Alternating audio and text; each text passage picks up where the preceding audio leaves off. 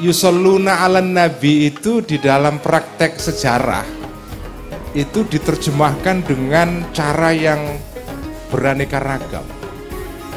Ya. Jadi memang dalilnya adalah ya ayyuhalladzina amanu shallu 'alaihi wasallimu taslima. Tetapi shallu 'alaihi wasallimu taslima itu tidak bisa difahami dengan sebaik-baiknya kalau Anda tidak membaca bagaimana umat Islam itu shallu 'alaihi wasallimu taslima.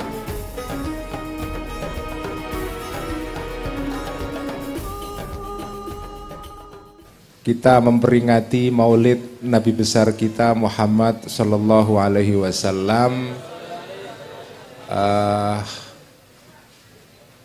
Bagi kita ini Nabi Muhammad itu adalah ya kiblat kita, ya.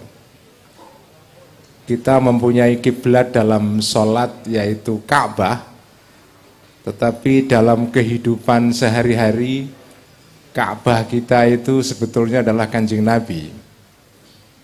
Dialah atau beliaulah yang menjadi kompas kita, menjadi penunjuk arah kita.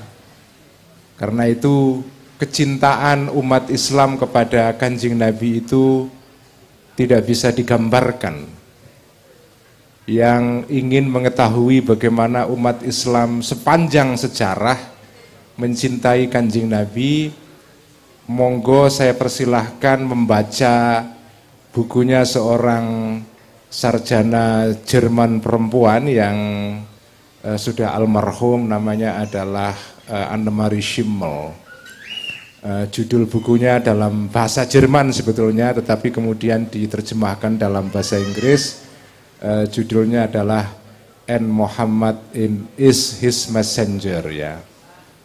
Kalau tidak salah buku itu sudah diterjemahkan dalam bahasa Indonesia dan monggo saya silahkan untuk membaca buku itu. Ini buku termasuk buku atau bacaan terbaik tentang bagaimana umat Islam sepanjang sejarah itu menunjukkan kecintaannya kepada Kanjeng Nabi Muhammad sallallahu alaihi wasallam. Nah, mencintai Kanjeng Nabi itu sebetulnya bisa dilakukan dengan banyak cara, ya. Cara yang paling banyak dilakukan oleh umat Islam pada umumnya adalah dengan membacakan salawat, tetapi tidak hanya salawat, karena dalam Al-Quran disebutkan innallaha wa malaikatahu yusalluna 'alan nabi ya ayyuhalladzina amanu shallu 'alaihi wasallimu taslima. Ini perintah yang sifatnya umum saja sebetulnya. Tetapi yusalluna 'alan nabi itu di dalam praktek sejarah itu diterjemahkan dengan cara yang beraneka ragam. Ya. Jadi memang dalilnya adalah ya ayyuhalladzina amanu shallu 'alaihi wasallimu taslima. Tetapi shallu 'alaihi wasallimu taslima itu tidak bisa difahami dengan sebaik-baiknya kalau Anda tidak membaca bagaimana umat Islam itu shallu 'alaihi wasallimu taslima. Karena membaca selawat itu bentuknya luar biasa kaya sekali dan mengagumkan. Saya kira tidak ada umat agama manapun, ya, yang mempunyai tradisi menghormati pemimpinnya dengan ekspresi yang begitu kaya seperti ditunjukkan oleh umat Islam. Nah, salah satu ekspresi kecintaan kepada Kanjeng Nabi itu selawat. Selawat, ya. Nah, selawat kepada Kanjeng Nabi itu bentuknya luar biasa kaya. Itu bisa Anda baca dalam bukunya Annemarie Schimmel itu. Nah, selawat ini tidak sederhana, ya. Selawat itu banyak sekali, ya. Ada selawat yang bahkan diwiridkan dengan cara disertai dengan beberapa ritual, ya. Jadi selawat plus ritual. salah satu ritual yang paling biasa adalah ritual puasa. Itu namanya salawat dalailul khairat. Ya, dalailul khairat. Ya. Itu salah satu tradisi menghormati Kanjeng Nabi, mencintai Kanjeng Nabi dengan salawat, tetapi dengan bentuk yang khas, yaitu dalailul khairat. Umumnya membaca dalail itu puasanya adalah 3 tahun. 3 tahun setiap hari. Ada yang dalailul khairat puasa sepanjang hidup. Jadi setiap hari puasa sambil membaca dalailul khairat. Nah, dalailul khairat itu adalah kumpulan sholawat kepada Kanjeng Nabi. Ada sholawat itu yang bentuknya adalah bentuknya bait. Puji-pujian kepada Kanjeng Nabi. Baitnya banyak sekali, tidak hanya 1 2, banyak bait, mungkin ribuan bait ditulis oleh para penyair Islam dari dulu sampai sekarang yang ditujukan untuk mencintai Kanjeng Nabi, membaca salawat kepada Kanjeng Nabi. Bait yang terkenal tentunya adalah bait Qasidah Burdah yang ditulis oleh Imam Al-Busiri. Ada penyair Mesir modern, ya, namanya Ahmad Syauqi, yang menulis juga burdah.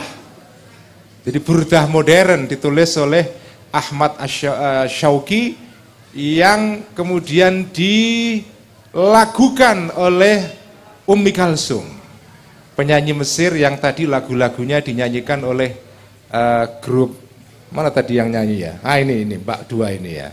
Tadi saya suka sekali karena lagu yang mereka nyanyikan salah satu favorit saya, Mas Salim. Lagunya Alfu Lailah wa Lailah. Ada yang tahu lagu itu? Hah? Beneran? Hah? Mendengarkan lagu Ummi Kalsum itu bagi saya itu ciri khas santri itu. Ya, ciri khas santri itu salah satunya adalah selain sarungan Largurda, ini saya nggak ada Gus Irfan di sini. Selain sarungnya Largurda juga mendengarkan lagu-lagunya Ummi Kalsum. Itu kalau yang belum pernah mendengarkan lagu-lagunya Ummi Kalsum, monggo atau saya wajibkan setelah pulang dari sini nanti monggo silahkan mendengarkan lagu-lagunya Ummi Kalsum. Karena itu lagu-lagu kecintaan para kiai-kiai pesantren tradisional. Ya, Kiai Bisri Mustafa, bapaknya Gusmus sendiri. Gusmus itu kalau bepergian setiap saat di mobilnya selalu yang diputar adalah lagu-lagunya Ummi Kalsum. Nah, salah satu lagunya Ummi Kalsum adalah Wulidal Huda. Wulidal Huda ini adalah syair kecintaan kepada Kanjeng Nabi yang di dalamnya juga ada salawat yang ditulis oleh seorang penyair besar Mesir namanya Ahmad Syauqi. Nah, itu juga bentuk kecintaan kepada Kanjeng Nabi dalam bentuk sholawat. Kecintaan kepada Kanjeng Nabi diekspresikan di dalam sholawat yang bentuknya banyak sekali. Ya. Ada sholawat nariyah, ya. Ya, ada sholawat nariyah, ya. Ada sholawat al-fatih, ya.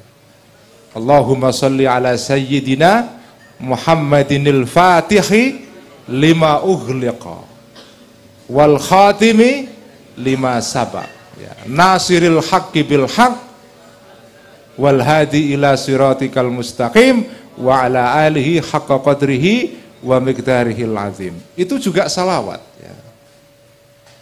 Ada salawat nariyah, Allahumma sholli ala sayyidina Muhammadinil ladzi tanhallu bihil uqad wa tanfariju bihil kurab wa tuqda bihil hawaij wa tunalu bihir raghaib wa yustasqal ghamamu biwajhil karim wa ala alihi wa sahbihi fi kulli lamhatin wa nafasin bi adadi kulli ma'lumin lak. Banyak sekali salawat itu,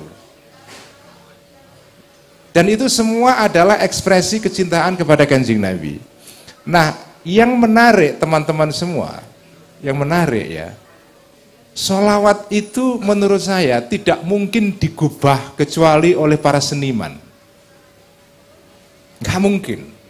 Karena kalau Anda telaah semua model-model atau jenis-jenis sholawat yang diwiridkan oleh umat Islam dari dulu sampai sekarang, itu hampir semuanya kalau Anda telaah itu bentuknya sangat indah sekali. Secara literer, secara sastrawi itu indah sekali.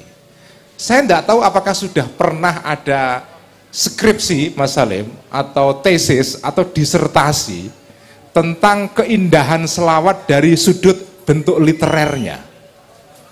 Kalau belum ada, ini bisa jadi bahan skripsi sebetulnya. Ini di sini kebanyakan anak IAIN atau anak UIN atau anak mana ini?